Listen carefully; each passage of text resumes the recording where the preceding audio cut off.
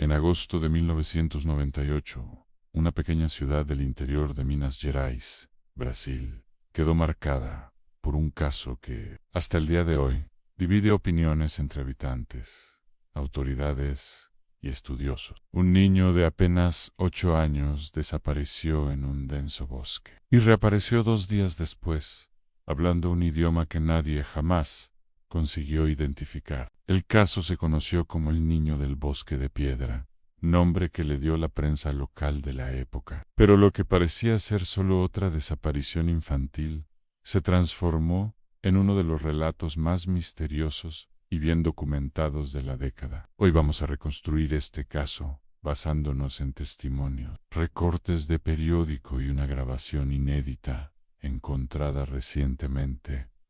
Prepárate. Esta es una de esas historias que nos hacen cuestionar cuánto conocemos realmente del mundo que nos rodea. La ciudad de ese, Ovento das Aguas, está rodeada por sierras y un bosque antiguo, conocido por los habitantes como la Selva de los Susurros. En la mañana del 11 de agosto, el pequeño Caio Ferreira, de 8 años, jugaba cerca del borde del bosque, a pocos metros de su casa. Según su madre, a él le gustaba recoger hojas y piedras curiosas para guardarlas en una caja de zapatos. Alrededor de las 11:30 de la mañana, ella lo llamó para almorzar. No hubo respuesta. Minutos después, la familia se dio cuenta de que Caio había desaparecido. Inmediatamente, se organizaron equipos de búsqueda que recorrieron la región durante toda la tarde. Perros rastreadores encontraron pequeñas huellas que se adentraban en el bosque,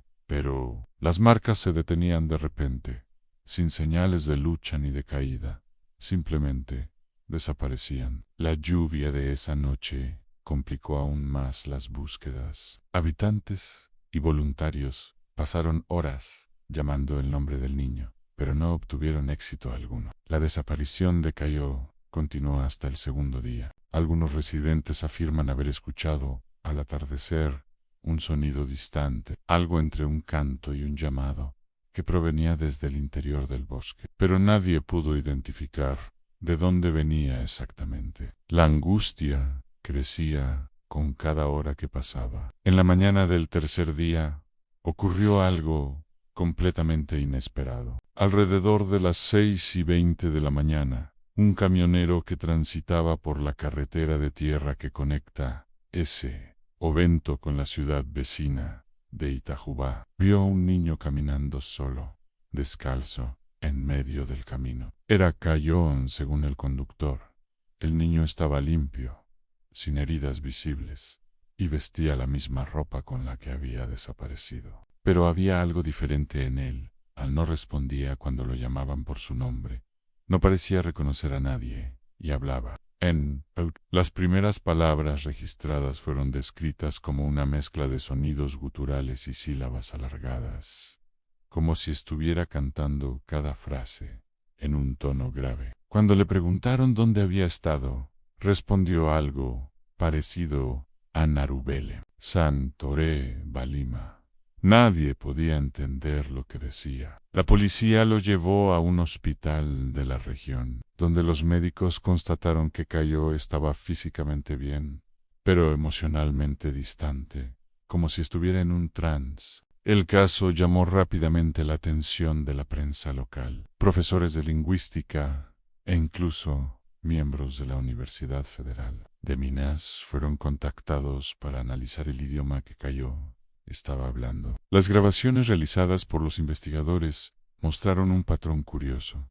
A las palabras se repetían a intervalos regulares, con pausas precisas, como si estuviera recitando algo, o respondiendo a una voz que solo él escuchaba. Santore, Velen, Cajuma. Repetía una y otra vez. Uno de los especialistas, el profesor Heraldo Martín, declaró en una entrevista en 1999, el idioma no se asemeja a ninguna lengua indígena, africana o europea conocida. Hay una musicalidad extraña, casi hipnótica, como si las palabras obedecieran a un ritmo propio. Pero la historia se vuelve aún más extraña. Otros relatos sugieren que el niño parecía reaccionar a sonidos del bosque. Durante la noche, hablaba dormido, y según algunos testigos, las hojas de los árboles cercanos a su casa se movían, incluso cuando el aire estaba completamente quieto. Un policía que vigilaba la casa de la familia durante la investigación afirmó haber escuchado susurros repitiendo lo que el niño decía, provenientes del bosque detrás de la residencia. Ese testimonio, sin embargo,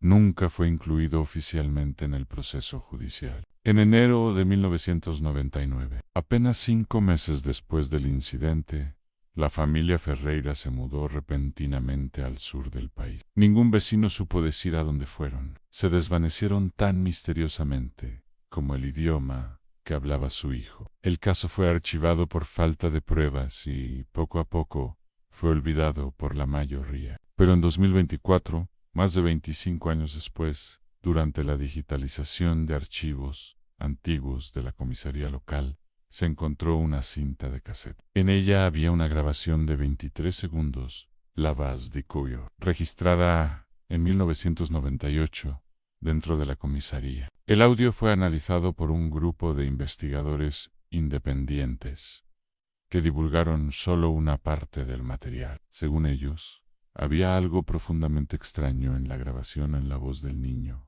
No estaba sola, había otra voz, más grave, más lenta. Y cuando fue aislada por frecuencia, reveló un sonido que no parecía provenir de un ser humano, sino del fondo del bosque. Hasta hoy, nadie ha conseguido traducir el idioma que hablaba Cayón, pero quienes escucharon la grabación completa afirman entender el sonido final, no como una palabra, sino como un llamado. Un antiguo investigador, ahora retirado, dijo en una entrevista reciente en Cayó, no desapareció por accidente en el bosque, simplemente lo devolvió diferente. ¿Qué ocurrió realmente en la selva de los susurros? ¿Y qué era esa segunda voz en la grabación? Es posible que nunca lo sepamos.